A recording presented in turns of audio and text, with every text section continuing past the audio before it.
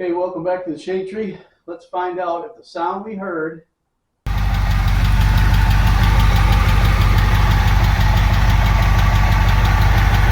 is a result of just making a few adjustments or is it a bigger issue? Let's check it out.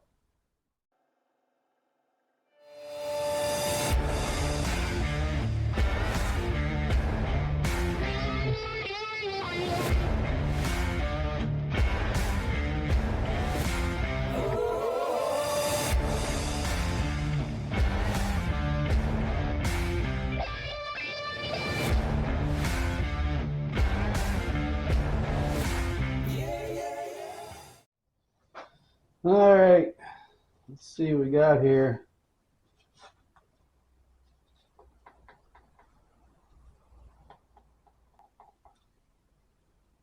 I think it's supposed to be between 8 thousandths and 13 thousandths from what I've heard. So that's between 10 and 13 thousandths, which is, according to what I hear, is acceptable. Let's get a cap off, see what we got.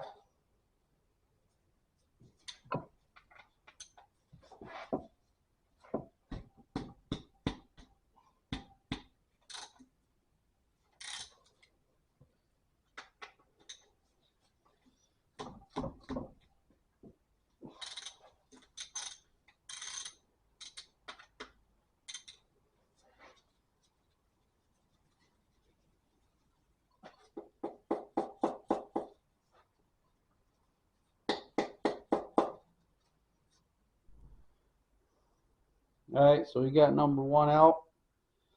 And you can see pretty good scoring on the inside of that.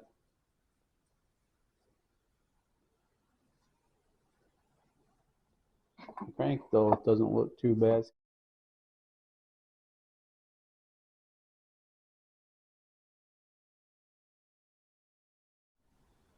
We're going to swap out the bearings. Leave our rusty crank in there as long as those journals look good. And I guess we're going to go from there. Well, I see the one bearing is pretty bad. I'm sure the rest of them aren't much better. So, yes, it was running, but it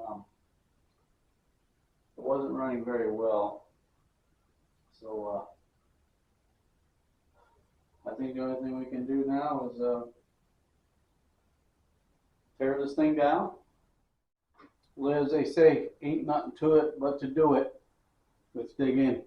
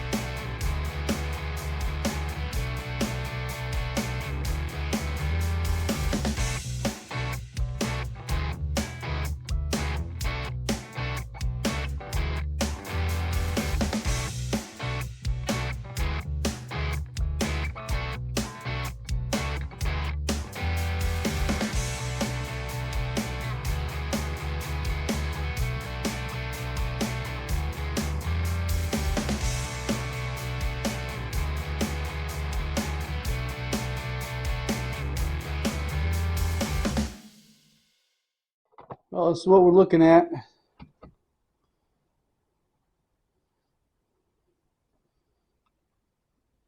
Cylinder walls look pretty good.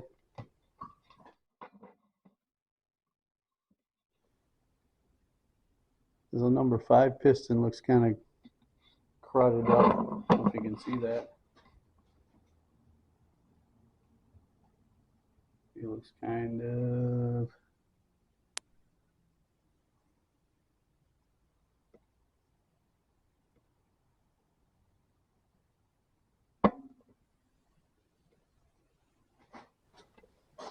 All in all, so far not too bad. Let me get the other side off, see what that looks like. All right, so there's the other side. Not too bad. Again, cylinder walls feel good.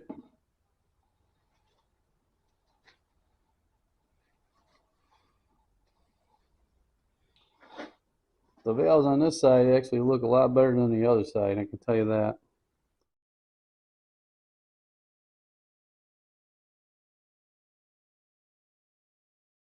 I'm going to go ahead and clean these up real good. We're going to reuse them. I'm sure she's got a lot of miles on her. But we're going to go ahead and throw bearings in it. Pull these lifters out and see what they look like. Push rods all look good. I don't see any issues with them.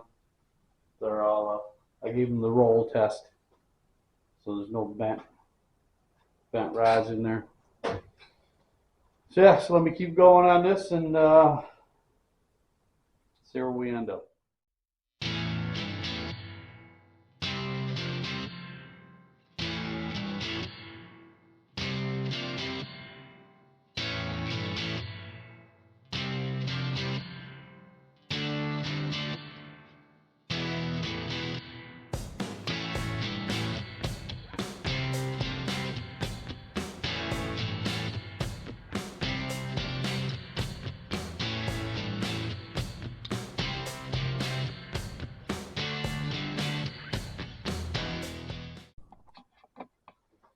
Okay, we got all the lifters out.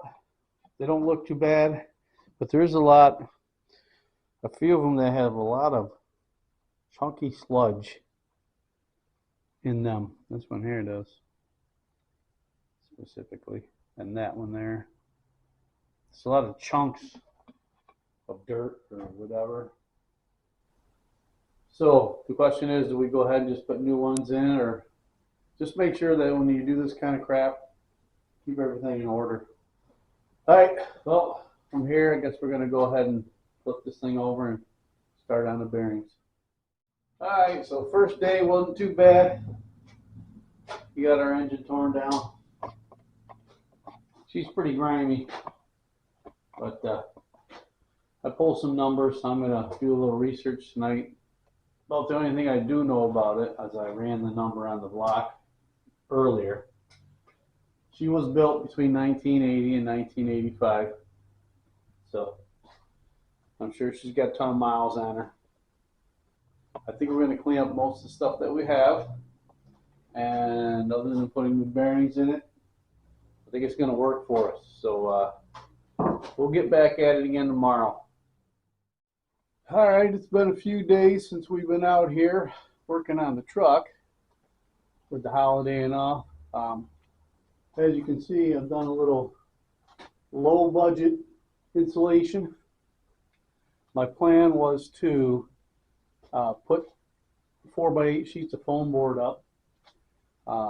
That wasn't until I went to the home center and found out that 4x8 by 1/2 inch foam board is like almost $40 a sheet.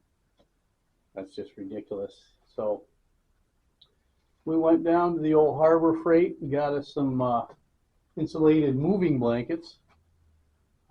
Very reasonable, like $6 for the large ones, $3 for the smaller ones. I probably will have to bite the bullet on the ceiling, but it'll be a lot cheaper than what it would have cost to do this entire place with foam board. So today we're going to do our low budget shade tree restoration of bearings in this thing. And then we're going to go to cleaning up on all the stuff, get it painted. I think it's best that we put new lifters in it. We got it all apart, and for the cost of it, I think it's probably well worth doing. That way, you know, everything's been freshened up, and shouldn't have too many issues after that.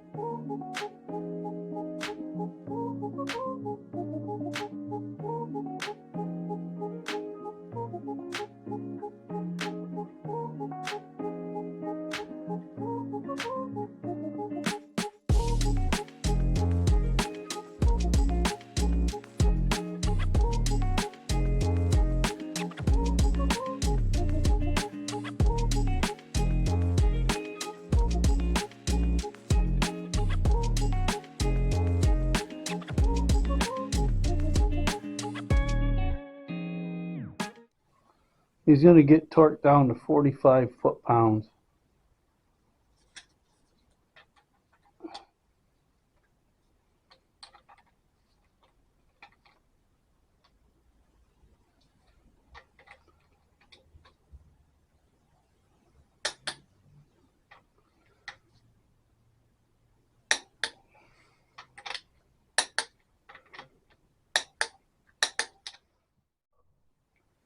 Okay, so I don't recommend the shade tree method to anybody, but that's how I do it. So I did go and run the numbers like I told you guys I was going to do. The heads and the footnotes crack prone, 76 to 87.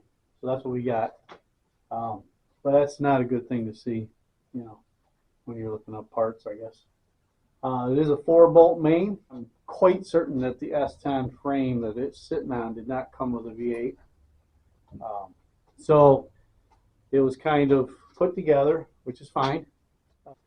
I'm not taking it to the drag strip or anything like that. We're just going to use this as a little cruiser. I'm going to keep going with it. I think we'll be fine. All right, I want to jump back in here real quick to show you guys the number 5 piston. These are the bearings that came out of there. See the thickness of this one? And the thickness of this? Probably half. So they're worn pretty good. There was also, I don't know if you can see it, the rust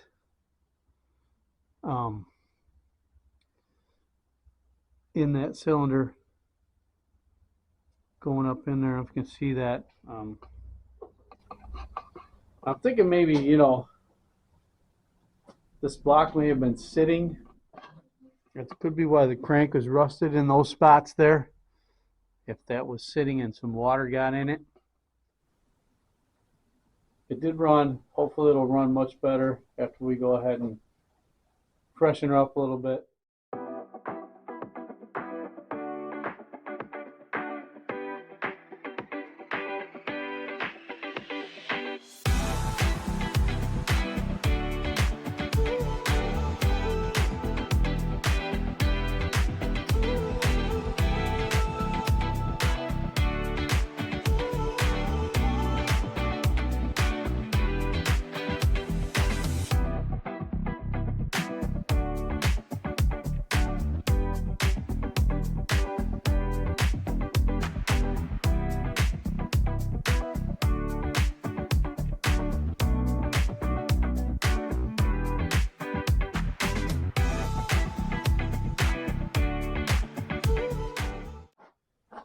Yeah, a little bit of scoring on the main bearings.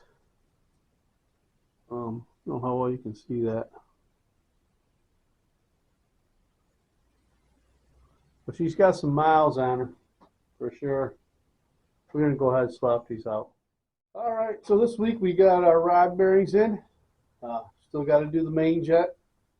What I think we're going to do to finish off this video is we're going to go ahead and bench bleed our new master cylinder. So we can get that in here. We still got to clean all this stuff up, throw a coat of paint on it. Maybe I'll shoot a little bit of the painting part of it. But let's get going on this master cylinder. All right, so we got our master cylinder clamped in our vise.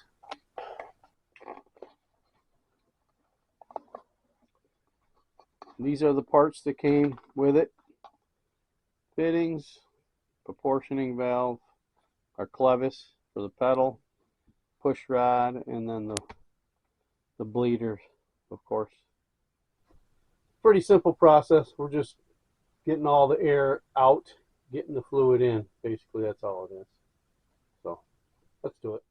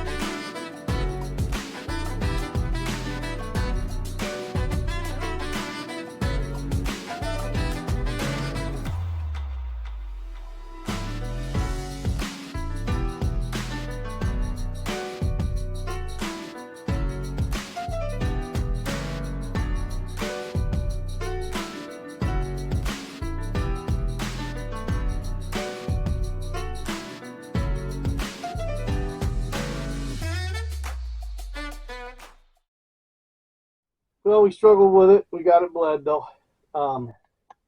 These cheap plastic fittings that they send for you to stick in there to bleed them with, they're garbage. Absolute garbage. They wouldn't seal. I had to tape them on or everything else. Made a big mess, but managed to get it done. So it's a little shorter video this week because of Thanksgiving. We'll be back on track next week. So till then, take it easy, man.